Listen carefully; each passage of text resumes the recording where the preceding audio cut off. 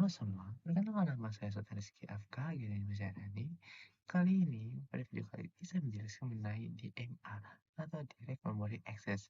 Mulai dari pengertian, cara kerja komponen, cara kerja komponen yang terlibat, kelebihan, kekurangan, serta contoh penerapan dalam sistem komputer.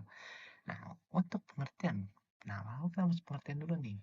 Nah, untuk pengertian DMA adalah singkatan dari Direct Memory Access. DMA merupakan metode yang memungkinkan perangkat input-output untuk mengakses memori secara langsung tanpa harus melibatkan CPU secara terus-menerus. Nah, dengan DMA, proses transfer data menjadi lebih cepat dan efisien. Mengapa DMA dibutuhkan? Tanpa DMA, setiap proses transfer data harus melewati CPU. Contohnya, ketika hard disk ingin mengirim data ke RAM, nah, hard disk mengirim data ke CPU, CPU menerima data, CPU mengirim kembali data ke RAM. Nah, jika data yang dipindahkan sangat besar, CPU akan sibuk hanya untuk memindahkan data. Nah, singkatnya DMA tuh kayak asisten dari CPU. Nah, akibatnya kinerja sistem menjadi kurang efisiensi. Nah, DMA hadir untuk mengatasi masalah tersebut. Nah, komponen DMA melibatkan beberapa komponen utama, yaitu pertama CPU. CPU bertugas untuk melibatkan instruksi awal kepada DMA controller. Nah, DMA controller adalah perangkat yang mengatur proses transfer data antara I/O device dan memori. Nah, memori tempat penyimpan data yang akan dikirim atau diterima. Nah, I/O device perangkat seperti hard disk, SSD, kartu jaringan, atau perangkat lainnya. Nah, cara kerja DMA. Nah, proses DMA dapat dijelaskan dalam beberapa langkah. Langkah pertama, CPU memberikan informasi kepada DMA untuk kontrol mengenai alamat memori tujuan, jumlah data yang akan dipindahkan, jenis operasi. Dan langkah kedua, DMA kontrol meminta kendali bus kepada CPU. Langkah ketiga, setelah mendapatkan izin, DMA control mengambil alih bus sementara. Langkah keempat, data ditransfer langsung antara AI device dan memori tanpa melalui CPU.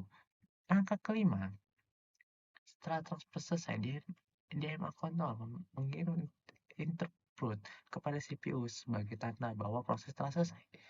Nah, CPU kemudian dapat menjelaskan apa sih? Maaf sebelumnya, CPU kemudian dapat melanjutkan tugas tanya. Nah, ilustrasi sederhana nih. Bayangkan CPU adalah seorang manajer kantor.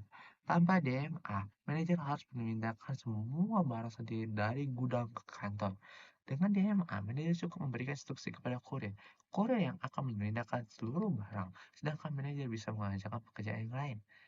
Nah, kode tersebut dapat dianalogikan sebagai DMA control. Kelebihan DMA yaitu adalah mengurangi beban kerja CPU, mempercepat transfer data, meningkatkan efisiensi sistem, memungkinkan CPU mengerjakan tugas lain secara bersamaan. Kekurangan DMA. Nah, kita masuk kekurangannya nih. Selain memiliki kelebihan, DMA juga memiliki beberapa kekurangan. Membutuhkan perangkat tambahan berupa DMA controller, sistem menjadi lebih kompleks, lebih susah, dapat terjadi konflik pengguna bus jika tidak dikelola dengan benar. Contoh penerapan DMA deh. Nah, kita masuk ke fase contoh penerapannya.